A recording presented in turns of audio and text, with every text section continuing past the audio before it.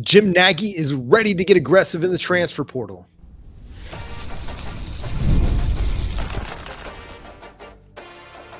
You are Locked On Sooners, your daily podcast on the Oklahoma Sooners. Part of the Locked On Podcast Network, your team every day.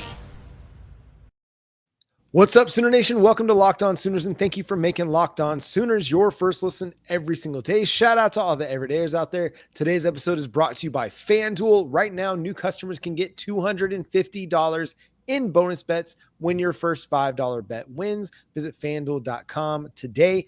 Jay, we're going to start off talking transfer portal. We're going to talk transfer portal in the second segment and the conclusion of spring football in the third. There have been a few changes to the Crimson Combine. We'll discuss that coming up later in the show. But we got to start off, Jay, with what Jim Nagy had to say on the Oklahoma breakdown. We're going to take this into two parts so that you can react to it. But first, Jim had this to say. He said, we're going to be really strategic with it. There's a couple of spots on the roster that we certainly would like to upgrade, but we don't know what's going in the portal yet. I'm getting a lot of communication from agents on players and guys that are in the portal already and guys they think will go into the portal. We're trying to watch all those guys as we get that communication from the agent group, just so we're ready. We don't know if they're going to be in there or not, but we will be strategic. Jay, what's your response to what Jim Nagy had to say there? We don't know who's going to be in the portal. Really? We don't know who's going to be in the portal? Am I supposed to believe that, John? I'm just going to be honest. There ain't nothing about that makes me believe it. I think they have an idea of who, because he just said it. Jim Nagy basically laid it out that he's communicating with agents who are communicating back who they possibly think could show up in the portal. And if that's the case, I think Oklahoma has a good idea who's going to be there. And because they have a good idea of it, they're going to be prepared for it. I like the fact that he pointed out that they're going to be strategic about it. As in, they're not going to just take anybody. They're not going to jump on the first name that shows up. They're going to look for players that fit what we're trying to do. And because of that, I can see us actually winning in the portal and getting a very big advantage that people don't realize. Yeah, the fact that they're looking to already be aggressive and have an idea of what's going to happen in the portal, to me that's an indication that they've already got some semblance of an idea of what they want to do. Are they going to be able to do everything they want to do? Not necessarily. Agents are maybe out there communicating with Oklahoma, but you can guarantee they're communicating with a lot of other football teams as well. This is that part of the discussion where an agent's going to lay the groundwork for his guy to see if he can get him the best NIL deal available. And Oklahoma is going to be one of those calls, especially in areas where Oklahoma has some needs. But I like the idea that, hey, they're looking to upgrade. They see some places on the roster that they feel like they can upgrade, that they can add depth, that they can add talent and make the team even better. And that brings us to the second part of this quote from the Oklahoma breakdown. Again, we're going to be that's the first part of the quote. The second part, to me at this point, there are going to be players that clearly upgrade our starting units. We've got a couple down the line depth needs, and we'll address those if we can. Maybe they'll just be scholarships or kind of low money, but we have some money earmarked for starter level players that would significantly upgrade the roster. And we'll see if any players shake free from that way. But if they are, we'll be ready for them, Jay. Starter level, huh? So in other words, you actually already have a plan. You have an idea who you're going to go after. Yeah, I like hearing that. I like to hear that we actually have a plan. So we talked about this a couple episodes ago, John, that it seems like Jim was evaluating the current roster, the current setup of the team, and there was a plan to probably start moving away from some players and focus on getting dudes that can help us win a national championship. At least be very competitive in the SEC and go to an SEC championship just to start, right? Well, if he's talking about they're looking for starter level players and they have money in preparation for starter level players, I feel like there's going to be some players moving around potentially. There's going to be some guys that are going to say, great having you, but we're going to find somebody else that we feel like fits better. And don't be surprised if a big name player ends up in the portal. Now, not granted, not your quarterback. That's one that's definitely not. But with the situation we're dealing with at wide receiver, I could totally see them going to grab another one, possibly a big name one if they hit the portal. Definitely tight end, maybe offensive line. You probably could see a defender even come in somewhere in the secondary. There's so many pieces that we're hoping to fill and holes to fill up. It sounds like Jim Nagy has an actual plan though, and that's the one thing that I actually appreciate, John, is we're prepared, and it looks like it. This is probably the advantage Oklahoma needs. And this is why you hire a guy like this to be your GM. While the coaches are coaching, this guy can be out there scouting. He can be looking at potential transfer portal players and trying to figure out where they can upgrade. He can be looking at the roster to see, okay, where's an area that we might be able to get better in the portal. We're not reactionary. We're not being a team that's, oh, we lost a guy, now we got to find a guy. No, it's where can we continue to get better? It's the old, talent evaluation is a 365-day-a-year business. And that is the reality at the NFL level. And Oklahoma's trying to make that a reality at the collegiate level as well. It always has been. Coaches have always been trying to evaluate talent. But when you also have to run practice, you also have to do recruiting. There's so much that's on a coach's plate that they're, in this new world where transition and transfers occur on a regular basis, it can't all fall on the head coach. You've got to have a guy with a staff that can be out there scouting and scouring the portal wires to try and figure out where they can add talent. And I like that they're looking to be aggressive. I like that they've already created a budget for starter level players to go attack the transfer portal and try and find guys that they can use to upgrade the roster. I think that's huge. I think you could do that at a number of places, whether it's guard, whether it's wide receiver or running back or cornerback. I could see you looking to add another, edge player potentially. If you feel like there's somebody out there that's better than what you've got that can provide a legit pass rush opposite of our Mason Thomas. I like the guys that we've got, but if they feel like, hey, we need an impact player right now, that makes a lot of sense. And it goes back to what we talked about when they hired Jim Nagy. The best part about hiring him as your general manager is he's got connection with a whole bunch of agents who have hit him up to get their players in to the Senior Bowl. And a lot of those guys, not only were they agents for players that are out of college, they started to also become agents for players in the NIL era. So over the last few years, they've been also building up a repertoire of players that they're representing. And this is another situation where Nagy just picks up the phone, talks to somebody he knows, and be like, hey, anybody, you guys got any players or anything that's going to be hitting the portal, would love to evaluate. Be like, hey, well, I actually have a guy that that's preparing to enter the portal. Here's his measurable, someone for you to evaluate. So his connections is going to give him so much of an advantage over the competition because of that. He's probably got people already hitting him up saying, hey, we want them to come to your organization. We know what you're about. You've done some solids for me, and I think this player would love to be there with you, Brent Venables, and that staff. So the connections and, like you said, having to scour through and figure out what players are worth it to go after that's in the portal, the staff doesn't have to do as much of that now. You've got advanced scouts that can do much of the legwork for you, and they can bring these players on a silver platter and say, hey, are you interested? We possibly have the budget. We can make it happen. That just takes, like I said, takes a lot off the plate of the coaching staff where they can focus on actually developing these players, especially because, we're dealing with a whole bunch of dingers in one room. But outside of that, Nagy just, like I said, he lifts so much off their plate. I love the fact that I know that he can tap into that network of people that he knows. And just like I said, giving the advantage to Oklahoma. Yeah, the coach's staff now just have to say yay or nay. They're a fit, they're not. As opposed to having to do all the scouting work themselves and meeting with agents and things like that. We'll see what Oklahoma ends up doing. They'll have to close. I mean, just because a player might be interested in Oklahoma now doesn't mean that they're going to come to Oklahoma.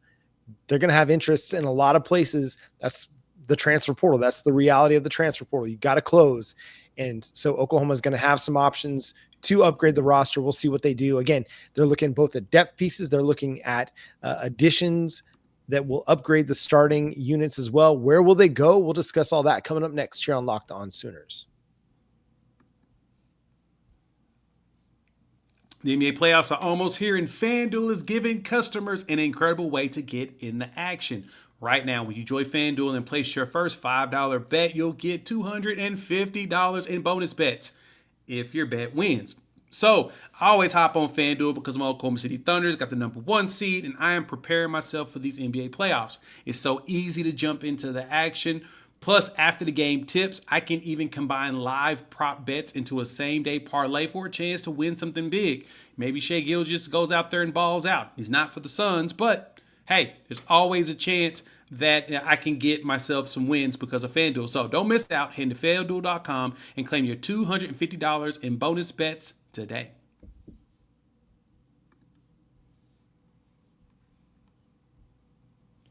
Thanks again for making Locked On Sooners your first listen every single day. Shout out to all the everydayers out there tuning in. Subscribe to the show wherever you get your podcasts. We're free and available on all podcast platforms. Part of the Locked On Podcast Network, your team every day. So, Jay, with the Oklahoma Sooners looking to be aggressive in the transfer portal, we know that wide receiver is probably an area where they will look to go. Who's on Oklahoma's radar right now? Yeah, there's the one wide receiver from UCO is Terrill Davis. 6 foot, 200-pound wide receiver from UCO, University of Central Oklahoma, for those that don't know. Yes, it is Division II, but it sounds like he's garnered some interest from a lot of schools, and Oklahoma is one of them. He had 1,600 yards receiving last season and 16 touchdowns, which I don't care what level you are, that's pretty freaking good as far as the numbers go. So he's one name that's been floated around over the last few days. Yesterday and today, of someone that had some interest. But there is someone that's a blast from the past that just came out yesterday. OU Insider was reporting on their live that Trejan Bridges, you remember that wide receiver? Right, blast from the past. Got in trouble here. Kicked off the team back when, Lincoln Riley was here. And he played some JUCO. He went to a D2 school. And he's now back in the portal. And rumor has it that they're potentially having a conversation. Now, the question is what type of red tape would Oklahoma have to do to bring him here? And if him and his family feel comfortable coming back to Norman, basically the site of where, unfortunate things had happened. I'd probably take him. Go ahead and wrap him in some Christian blankets. Let the Soul Mission do their thing. But I'm not against it. We need some wide receivers, man. No, man, and I'm for it. Listen, I get that there's a troubled past there. At the same time, you got to imagine that he's grown a lot from that he's matured, that he's learned a lot. I mean, that was several years ago. What, back in 2020? 2021? Was that the COVID year? Yeah. 2021? Coming out of the COVID year is that offseason after leading into the 2021 season. Remember, he was a 5-star player, part of that vaunted 2019 recruiting class that really didn't pan out great. Some of it was the injury stuff to Jaden Hazelwood, Theo Weiss as well, and Spencer Rattler not really living up to expectations.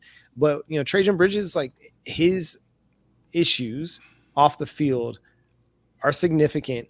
And I get why there might be some hesitation, but I think if Oklahoma is interested, you've got to feel comfortable with where they're at in that, because they wouldn't pursue him unless they felt like there was some accountability that Trejan Bridges has taken, some growth that he's undertaken. And that's kind of where I fall, is that if they're considering pursuing this and they're considering bringing him on board, whether he ends up coming to Oklahoma or not, you got to be happy for the kid's growth and development. People make mistakes, and listen, his was huge. At the same time, one moment, one situation, it can't define the rest of your life unless you let it. And so shout out to Trajan, for being able to grow and mature and move on from that. On Terrill Davis, if you know much about D2 football in these parts of the world, UCO is a powerhouse. I'm in Tahlequah and NSU, and UCO just been whooping NSU for years. They're really, really, really good at the D2 level. So this is you're looking at adding a guy like you're adding from North Dakota State. You know what I mean? The big time D2 programs of the world. So I'm very intrigued by this one. Yeah, and I went to UCO, so I know about how the football team has played over the years, and over the last few years they've improved dramatically. So it would be interesting to see if he could translate. I think the last one was D.D. Carter, and he tried to play a little time in the NFL, but he's one of the all-time greats there at UCO. And I mean, if with the numbers that Davis put up, he looks like someone that has the potential. He's from Choctaw. He just wasn't really recruited heavily. Ended up at UCO, and he's putting up numbers like that. You never know. That can translate. I think if it's any position that those numbers can translate to, it's wide receiver. That's probably the number one spot where that type of game can translate, because all your job is to do is get open. If you're fast enough, you got a good feet, you're swift enough, got some good agility, whatever, you can get open and you make the catch, you get open, you make the catch. That's what matters. And I think that, I mean, if Oklahoma wants to give him a shot, he'd be a great depth piece. I don't know if he'd start, but he'd be a great depth piece. And so that brings me to this next question, Jay. If you're Jim Nagy and you're looking at adding starter level players in the transfer portal, where do you think that they go? Yeah. Is like, what's a position on your mind that stands out as we can add a starter level player here? Honestly, I like our depth right now. And the good thing, too, is back to wide receiver. It's been reported that yesterday's practice, all the wide receivers were back except for the Gibsons.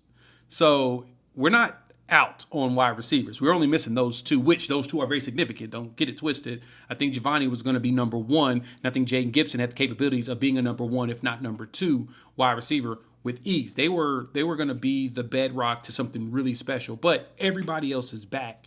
So you may need one more starter level just because of experience, but heck, if Keontae Lewis is playing well, you already got, Deion Burks with Isaiah Satania right there next to him, nipping at his heels. And I still love what Zion Kearney's doing and the growth that he's showing. So you may be okay. But I think, if anything, you may want a corner just because you don't know the health of Gentry as well as Eli. You want to make sure you're walking in with someone that's ready to play immediately. Now, granted, we go into fall camp and both of those twos are ready to go and they're looking just as good as they were before injury. Then you might be okay. But you may want to get one more veteran just in case. Mm-hmm. But I think that's really the only starter level positions that I think you probably are going to push after is wide receiver. Well, tight end, of course, because we don't know what the heck's going on there. Well, I think tight end, you've got a bunch of tight end twos. Yeah. And that's really where it falls. Do some of these guys have the talent to emerge and become a starting level tight end in the SEC? I think so. I think there's potential, but you don't have a guy right now, in my opinion, that's a legitimate tight end one. Will Huggins has a lot of experience. Carson Kent has experience. John Locke has experience. Jaron Kanek has all the athleticism in the world to be a difference maker at tight end. I think the world of Cade McIntyre and Caden Helms just got to keep those dudes healthy. And then Trine Washington, he's a true freshman. Tight end's a really difficult position to learn, to transition to, especially as a true freshman. That's going to be a difficult place to make some headway. So tight end, I think, is one of those places that if they could find somebody that is a quote unquote, a dual threat tight end, somebody who can run, block, pass block, and catch the ball with equal effectiveness, then you go get them. Because I think right now you've got guys that would be more specialist types. Although Will Huggins is showing in some of the propaganda that OU football is putting out there, he's showing that he can catch the ball as well too. I'm just not sure if that's going to be the case week in, week out. So I don't know where they're standing on tight end. I'd love for them to tell us, like, do you feel great about tight end? Do you feel like that's an area that you've got to get better at? I don't know, because again, we haven't really spoken with Brent Venables in a minute. So that'll be a good question, I think, when he does speak with the media next. But I think other than that, cornerback, tight end, there's not a legitimate spot that I'm like, yes, you've got to add a guy. I think you feel pretty good about what your starting offensive line looks like, unless there is a legit, future first round talent at offensive tackle available to you. Yeah. Yeah. It's really, I mean, that's the thing is I like the depth. I love the depth. And I know the staff really likes the players that they've recruited. So that's where it makes it so tough. You have no clue who you'll be, who to go after. You don't really know who they feel like is not at the level that they want. We don't know. None of us do it. And then that's where the struggle comes in thinking about pieces. Like, of course, wide receiver, because you got two that's injured and you've had a couple that's been dinged. Like I said, everybody's back. but you had two really key pieces. So you probably want some additional guys with size, and you probably want some more size at corner. But I don't know. It's they like what they have. I guess let's put it this way: once this Crimson Combine is done, the question is going to be who are they going to add to go ahead and say hit the portal.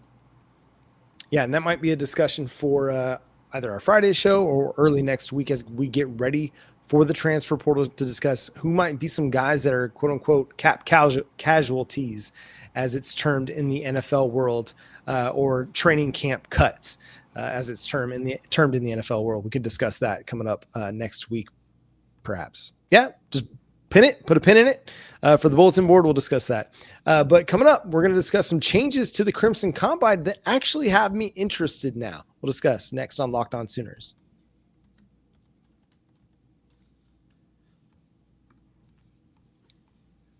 Thanks again for making Locked On Sooners your first listen every single day. Shout out to all the everydayers out there. We're part of the Locked On Podcast Network, your team every day. Jay, there have been some changes to the Crimson Combine that actually have me a little bit intrigued about what they're going to do out there. They're adding 7-on-7 work, which I'm here for it. See, I told everybody we need to go ahead and just wait and see what they're going to do, see what they're going to provide. And it looks like they're going to have actual football. Gabe Eichert over there from the Oklahoma Breakdown posted a tweet specifically about that. And, you know, he said that you've got O-line, D-line one-on-ones, which, you know, based upon the rumors of how Giovanni Gibson got hurt, sounds like he was blocking and somebody fell on his leg while he was blocking. That's an unfortunate football injury. That's just a football injury. It just happens. But what O-line, D-line one-on-ones means it's just going to be guys battling. You can see how that looks. The 7-on-7 will be fun. You get to see, you know, wide receivers versus DBs and see some catches being made and some cool stuff. And then John Mateer throwing the ball. John Mateer throwing the ball. Michael Hawkins throwing the ball. You get to see some competition there. Half line, like physical run game drills, which is dope. Special teams, so you get to see some punts and kicks caught. You get to see guys probably try to catch 1, 2, 3, 4, 5, 6, 7 punts, 8, 9, 10. So it'll be good and fun with that. And then, of course, some position drills. So you may see some one-on-ones between the wide receivers and the DBs. If anything, it looks like it's going to be a lot of fan interaction and opportunities to kind of see what a practice looks like for the Sooners, which that makes it completely open to the public. Buy your ticket, show up, you get to watch the practice, and then you get to go get autographs, get on the field, hang out. It sounds like the agenda is going to be nice. I had a parent hit me up and tell me about some of the practice stuff that's coming down the line, and it seems like it's going to be fun. I've gotten more and more excited about being there for this. I will be there Saturday, so if you're around, find your boy. I'll be floating around, but I think it's going to be a great time. Yeah, and to me, adding the 7-on-7 stuff makes it more interesting because it gives you your first look at John Mateer. You get your first opportunity to see him in quasi-live action, throwing the football, doing what he does well, and getting those wide receivers involved. And I think that, to me, is the most intriguing. That changed my perspective on the Crimson Combine because so much of it was like, it just was like, this is okay. This is fine. But it's not really like football. There's not really going to be a whole lot to get excited about. But this, to me, this gives you something to get excited about. And that's what the spring game has always been about. It's always been about building the buzz towards the season. And when you got rid of that, and I'll stand behind Gerald McCoy as he talks about it, man, he is adamant that the spring game matters. And it's something that's an important thing for the team, for the fan base. I'm with him on that. But when you add the 7-on-7 stuff, it makes it a little bit more like a simulated game, like a little bit of a scrimmage. Is it a full-on game? No. Is it a full-on scrimmage? No. But that adds a little bit more on-field football element beyond just position drills and one-on-ones and things like that. So I'm more here for this. Unfortunately, I won't be able to make it out there. Daughter's got a soccer game at the exact same time that I'm coaching, so got to be there. But I'll be really intrigued to hear Jay's notes and thoughts on what happened that day. Again, you're not going to take too much away from it because it's a scripted, organized, controlled environment, but you will be able to know, okay, what's John Mateer look like throwing the ball? How do these wide receivers look like against coverage?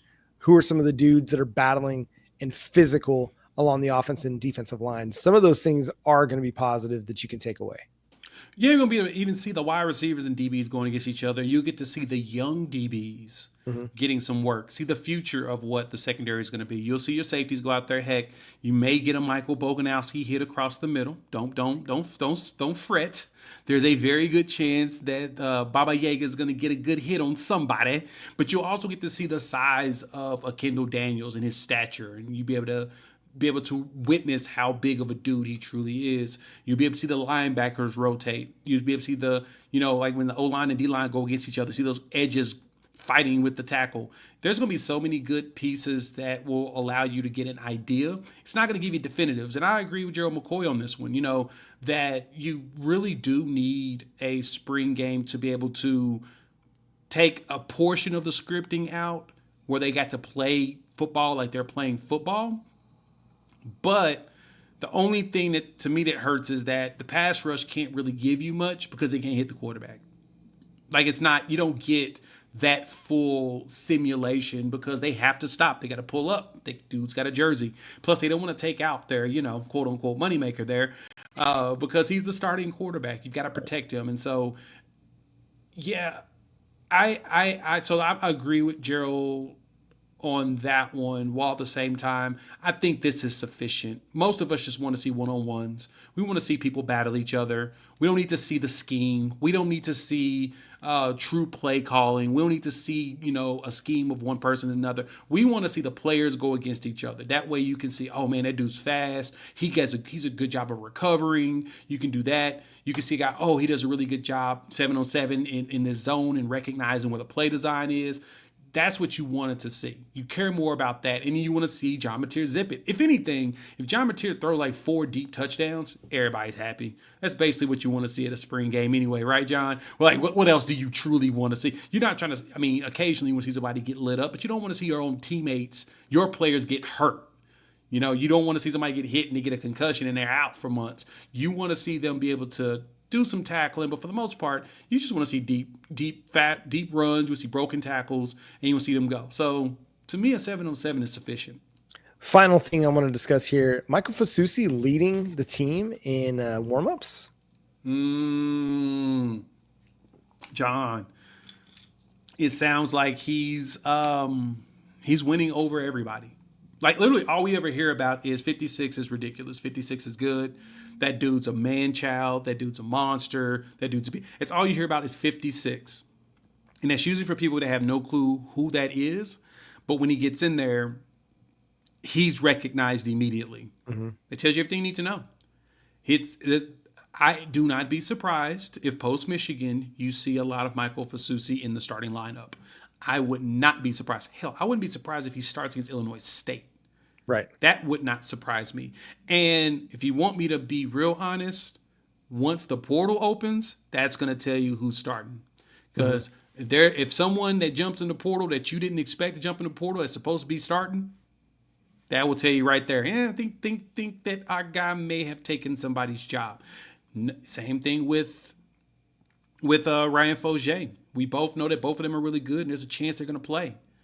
And I expect a lot of rotations out of them. Now, granted, I still think my offensive line is still Sexton, EPL, Troy Everett, Waywu, and then Derek Simmons with probably Fasusi right behind him, guard Ozaida. Isosa right now is center, but I think we're going to get another one because we need a veteran. And then right guard with Fauger, with right tackle being probably either Jake Taylor or Isaiah Autry-Dent.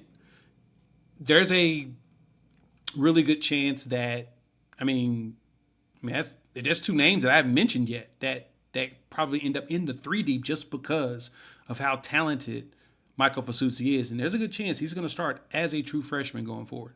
Yeah, at some place, like at some point in time in the 2025 season, he could be a starter for you. So it'd be fascinating to see what they do along the offensive line because Bill Bedenbaugh is going to want to get his 5 best on the field. And if that turns out to be, Michael Fasusi at left tackle with Jacob Sexton moving into guard like they tried to do last year, it wouldn't surprise me one bit. At all. And that's going to do it for today's episode of Locked On Sooners. Thanks so much for tuning in, being a part of the show. Subscribe to the show wherever you get your podcasts. We're free and available on all podcast platforms and on YouTube. So hit that subscribe button and that notification bell to let you know when new episodes drop. For your second listen of the day, go check out the Locked On NFL Draft with Damian Parson and Keith Sanchez as your favorite players get ready for the next level. Get the latest draft rankings, rumors, and news every day. Find Locked On NFL Draft on YouTube or wherever you listen to podcasts. Follow Jay at Unfair Sports. Go check out his channel, Unfair Sports, over on YouTube. You can follow me at John9Williams. You can read my work covering the Sooners over at SoonersWire.com. The show is at Locked On Sooners on all of your favorite social media platforms. But until next time, he's Jay Smith. I'm John Williams. Boomer Sooner. Would not be surprised about Fasusi, though. I'm telling you guys, the dude is good. Arrow pointing up.